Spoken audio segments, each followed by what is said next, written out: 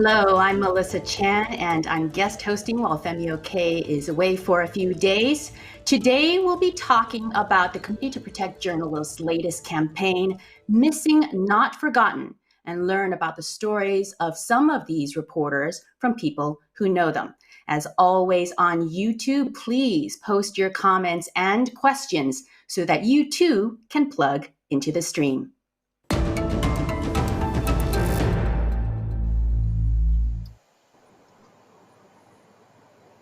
Welcome to our guests today, Sharif, Pierre, Ahmed. And I'm going to ask that each of you introduce yourselves to everyone. We'll start with Sharif with the Committee to Protect Journalists. Thank you very much for having me today. I'm the Middle East and North Africa Program Coordinator. CPJ, Committee to Protect Journalists, is a global organization that tries to document attacks against journalists, including imprisoning, killing, kidnapping, and those who go missing because of their work. Welcome. Pierre. Yep. My name is Pierre Emmanuel Ngenakumana, and I have been working as a reporter and editor for Iwachu newspaper, Iwachu Burundi, one of the few independent media still operating in the country. And I also did a lot of stories and about the disappearance of the missing journalist Bigirimana, and I believe we'll have time to talk about that. Absolutely. And Ahmed, please tell us about yourself. Thank you for having me. My name is Ahmed Najm. I'm Managing Director of Metrography Agency, which is the first and only photography agency in Iraq. We are supporting photojournalists in all the country, and also we have a network of more than 70 photojournalists in Iraq and Kurdistan region. Thank you and welcome. Sharif, I'm going to start with you. Tell us about this campaign and why you're doing it right now. Well, there are several reasons. One, we are commemorating and celebrating the International Day of Disappearance on August 30th. And also, as we discussed, we are trying to shed a light on a needed appeal by a lot of those families who have waited until a lot of the conflicts, the military confrontation in the Middle East have went down, and instead things like Islamic State do not really pose a major threat in Syria and Iraq or Libya anymore. And a lot of the focus that we as an organization have driven about the unprecedented rise of cases of killed journalists and imprisoned journalists continue to exist, but at least as of last year, the numbers of killed journalists have subsidized to unprecedented level. And we thought this is a good time to also work with UN institutions who have been exhausted following with cases of killed journalists in those conflicts, but now rapporteurs like those who specifically cover disappearance cases, who set the agenda for the ongoing human rights violation investigation in conflicts like Syria, Iraq, and Yemen, have as a mandate to operate on to try and bring those investigation, even though the local context might be challenging. And I also want to, at this point, show everyone the website for the Committee to Protect Journalists and the section related specifically to this campaign. Here you can see 64 journalists missing all over the world with a lots of red in the Middle East section. But also you can see in the Americas, Mexico is another place where a lot of journalists go missing. And if you are curious, you can scroll down and do a search where you can see also the names of the journalists, and you can click and learn about their bios. You can take a closer look. 19 journalists missing in Iraq, Lebanon, and Syria in 2020. There's also a very handy map as well where you can pull it up and look at where journalists have been missing. I also want to take this opportunity at this time to show a video clip that the Committee to Protect Journalists have put out. This is from Rita and George Kassab. Their brother Samir disappeared in Syria in 2013. Take a look. He has always been the caring big brother who supports his family. He has been the role model for his siblings and the person that they look up to.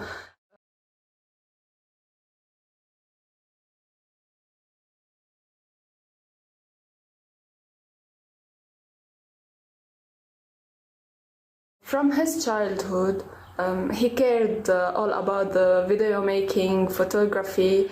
Like many Lebanese youth, he didn't find the opportunity to work in Lebanon, so he decided to travel and try in another country. He worked for Sky News, where he found the opportunity to prove himself. The profession of photojournalism mean a lot of him, and Samir knew what he was going for. Despite this, he carried on with his passion for photojournalism, but kidnapping was the last thing he would ever think of while performing his mission or his job. Ahmed, your brother Ahmed Najm was captured by ISIS and has been missing for more than 6 years. Before I ask you more about him, I want to show a clip. It's an audio clip from him about why he does what he does. I always have thought that I have something a little bit more different. Not more important, I can't say this, but different than what they ask for me. Ahmed, my question is, do you ever expect accountability after 6 years? And what kind of resolution do you hope for? The word of disappearance and the kidnapping is something that I just heard it from the movies before 2014. But when Cameron disappeared, it's going to be like 6 years and a half that we're every day living with this word. So if you go back to this time when he disappeared and thinking now, there's a big difference between the hope that I had in 2014 and the expectation that I had, and also what I got as a result of finding my brother. First of all, he was a brother also and a journalist. He taught so many photographers about photojournalism, and he was pushing all of us to show the pretty side of Iraq as a part of the coverage that we were making. And as a accountability and also the result, I can say simply that I can't see any hope of finding my brother if you are looking to the efforts of the government and some of the organizations. And I want to take this opportunity right now, Ahmed, to show the website of Metrography. This is the news agency that was started by your brother and that you continue to work on today as the director. This is their main page, and I encourage people to also check out their Instagram because there are some amazing pictures, the work of local journalists in Iraq, not people from outside of Iraq coming in and taking pictures. Now I want to turn to Pierre. Pierre, you were a work colleague of Jean Bigirimana in Burundi, one of the few independent newsrooms there. Tell us what happened. Well, first of all, I need to say Jean Bigirimana was kind of newly recruited by Iwachu before he was working for another radio station that is believed to be close to the ruling party CNDD-FDD. So shortly after, a few days, he got recruited by Iwachu newspaper. So we heard reports of his possible missing and later on revealed to be an abduction that many people said it was done by the agents of the secret service or the intelligence service of the government of Burundi.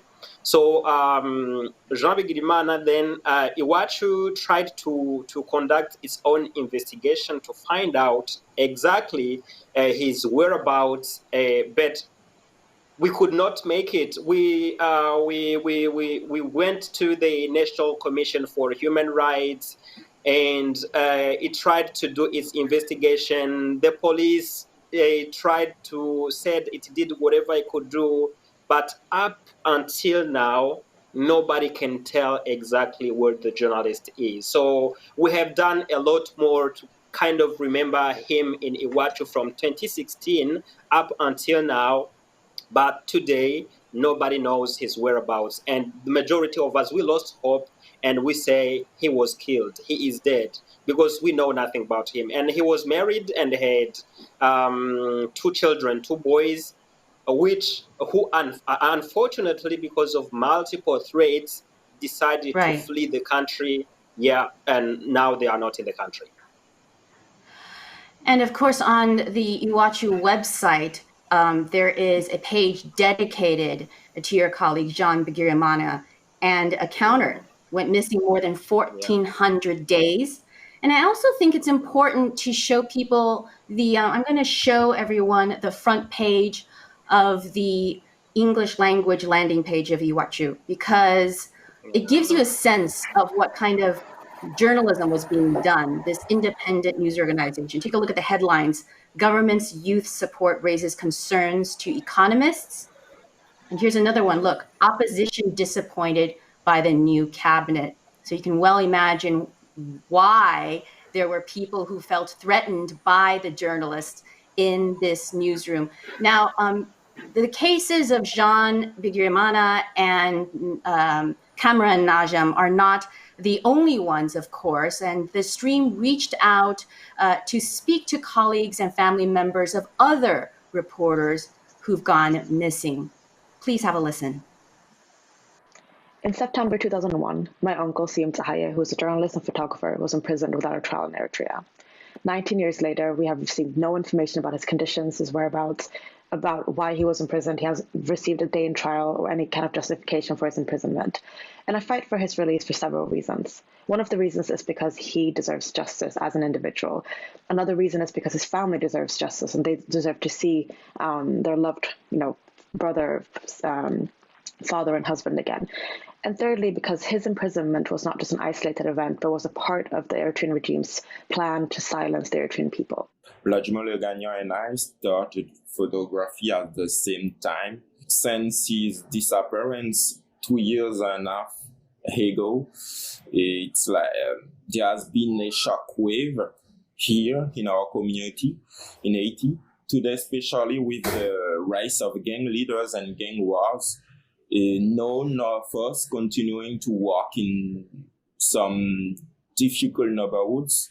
We are hoping that light will be shed on his disappearance, and that his family and the whole of our community will be one day obtain justice. Hello, my name is Zahina Rashid and I'm a journalist from the Maldives. More than 8 years ago, my colleague Ahmed Ridwan Abdullah was abducted from outside his apartment at knife point. The government at the time refused to investigate the disappearance, and we have evidence that some government officials were involved in the cover-up. It wasn't just Ridwan's disappearance, but there were harassment, attacks, torching of media officers, and to this day there has been no justice for all these crimes against journalists. And our YouTube community has responded. We have here, for example, Asif Mahmoud Iman saying lots of journalists are missing from Bangladesh too. And then Dust Master Flex saying that laws against kidnapping already exist. People who do this do not care. And here's an interesting question from Sudanese Freedom. What's the best tool for protecting the journalist in the conflict area? As well as we have to think about why so many governments in Africa and other countries worldwide do this. I'm going to go to Sharif and ask you that question first. Sure. Well, covering military conflict is not an easy job. It requires a lot of training and a lot of safety guidelines. We at CPJ would try to provide some of those guidelines before any journalist goes to a risky area. And one of it is the measure of accountability, rule of law, including prosecution against perpetrators of attacks against journalists, including not just imprisoning journalists and killing them and kidnappings. At the height of the journalists going kidnapped in Syria in 2012 and 2013, there were more than 100 cases of kidnapping that we at CPJ documented to show how unprecedented the level of risk it was. And that helped a lot of people who are working on safety, including safety for freelancers, local journalists, photojournalists who do not have an umbrella of support from an employer or even local support to get more information. And some of them, for example, in Syria, we helped at least 60 journalists escape to safety from Idlib and surrounding area during the conflict to Europe and Spain. Pierre, what kind of impact did it have in the newsroom when your colleague Jean disappeared? Well, Did people feel to be honest, I must say it was a hard reality to grasp, to hear, because actually when a journalist, because journalists are supposed to be a family. So when you hear one of your colleagues is reported missing, this creates a sense of fear.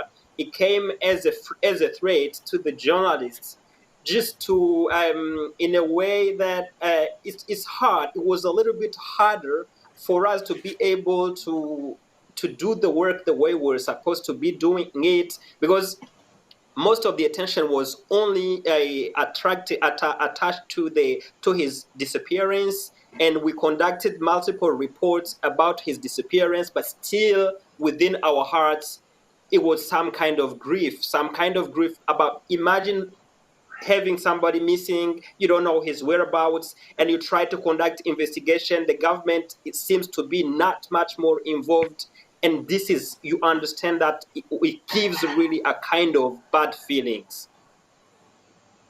Ahmed, I'm struck because Pierre mentioned that journalism and journalists are kind of like a family. And here, you didn't start out being the journalist. Your brother was the journalist, and you've continued to do what he used to do. Is that one reason why you're driven to continue to run metrography?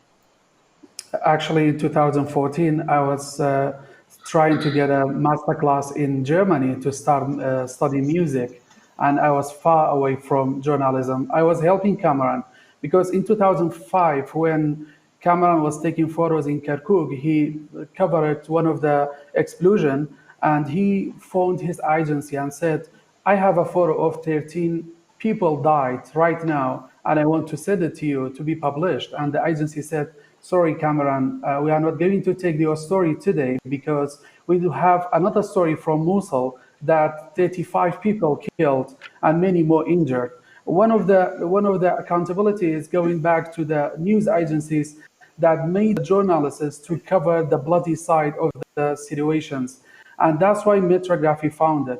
Cameron said, what about the beauty side of Iraq? Of course, we are going to cover all the negative side, bomb, and all the others. But what about our civilization? What about covering the beauty? That's why in 2008 and 9, with Sebastian Mayer, the other American co-founder, they made metrography. And I was witnessing what Cameron's trying to do. And all the photojournalists were trying, and they were competing each other to get the bloodier photo. And if I go only back to government and the organization that they are not supporting journalists or not protecting them, what about the news agencies that they are always are ordering the bloody photos? So we were trying to convince and to show the different side. And I still remember when one of our photo story where was not about the explosion published on Right. CNN and the others, we were celebrating it. So that's why I left my career and I start being a director of this agency, and I'm really proud of it. And there's something very special and different when local journalists report on the story. And Sharif, I want to just go back to this campaign, and I'm a little curious. Has there been successful cases where missing journalists have been found, and what were the things that you believe really helped? Well, a lot of the good cases are cases of journalists who disappear but then maybe appear later in exile. I was telling you the 100 cases of kidnapping in Syria alone. Many of them are not in the missing category anymore. Unfortunately, the most of the cases we've documented for those who gone missing sometimes stay cold for decades.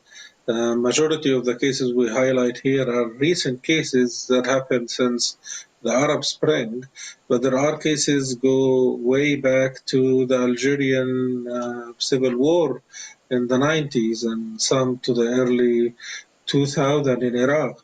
And those are cases that are more desperate that we cannot even find any leads to accountability. What I wanted to say is that the hope is that the UN mechanisms, but also a lot of the diplomatic community, including the Red Cross and other international organizations, will continue to press local agencies and for people to continue to demand that the families are heard and to defend the broader threat here of censorship. That stories that are not told because people are afraid to go missing, so that they don't even cover the story. Yes, the hashtag is missing not forgotten. We are getting near to the end of the show, and I want to give Pierre and Ahmed a chance to tell viewers what can they do, what can people do in each of your respective cases of a colleague and a family member that have been lost. Pierre, what is your message to everyone? My most important message is to the family, to the family, which is composed of journalists in general. Well, all I should tell them is we should not be afraid. We should do our work despite multiple threats against us. And another thing, I would just call on the government, or the people who are close to the government, not just to take journalists as the enemies of the country. Journalists help in the building of the nation, and being a journalist is not a crime. Journalism has never been a crime. It's rather a way of reinforcing freedom of expression. And by so doing, everybody can have a talk, everybody can feel they belong to the world because their idea, their voice can still reach far, and thanks to journalism. So I would therefore call upon each and everybody with the ability to do whatever it takes to protect journalists wherever they are, because they are the lights of the world. Ahmed, what's your message to everyone?